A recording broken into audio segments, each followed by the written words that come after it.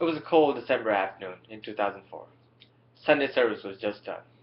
Everyone was in the lobby, chatting away, having a good time, talking about the week. I had just come to the United States. I had not met anyone, nor had any friends. On the other side of the lobby were a group of teenagers, about my age, pointing, looking at me. Out of nowhere, a guy, twice the size of me, comes out of the middle of the group, starts walking my way, keeping direct eye contact with me. My heart started racing. For some reason, I thought he was coming to bully me or pick on me. But instead, he extended his arm, smiled, introduced himself as Jobin George. 9 years later, who would have ever thought I would be standing next to him and his wife speaking at his wedding? I'm here to give you an understanding of what type of friend he was to me. My relation to him was as a brother, not as an older or younger brother, but as a twin brother who knew when we can have fun and also when we can be serious. After that day, we ended up finding out we were going to neighboring schools. We ended up doing homework together. We ended up spending time at each other's house. Our families grew close, so that made things a lot easier. We started watching Sunday football together. He was the one that taught me how to play football. A couple years down the road, I ended up moving from Philadelphia to Texas. Usually, when you move from one state to another, you end up losing touch with your friends from your old state. But not me and Jobin. We still end up talking, calling on the phone, texting. We talked about life, cars, and even girls. In 2009, I still remember, I was debating on joining the military or not. 99% of my family were against it. My friends and family were against it. I still remember calling him that day and telling him that I wanted to join the military. He asked me why, what was I trying to do, and what was my goal in life.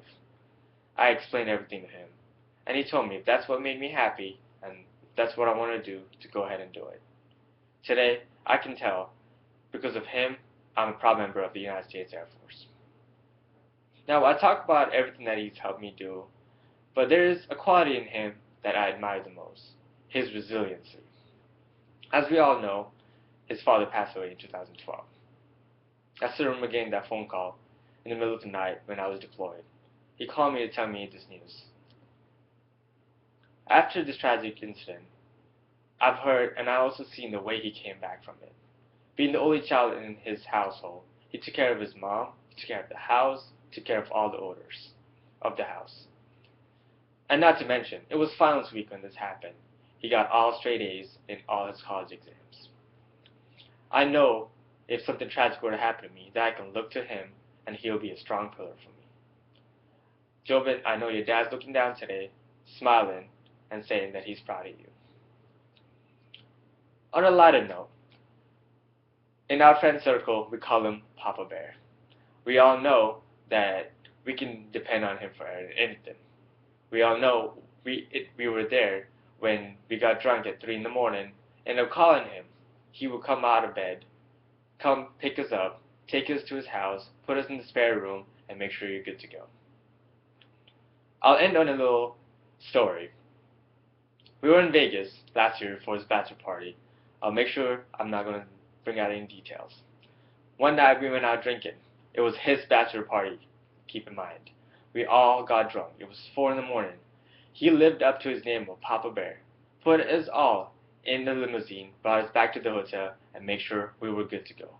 That's the type of attitude that I like. Even though it was his bachelor party, he still did his duty as Big Papa.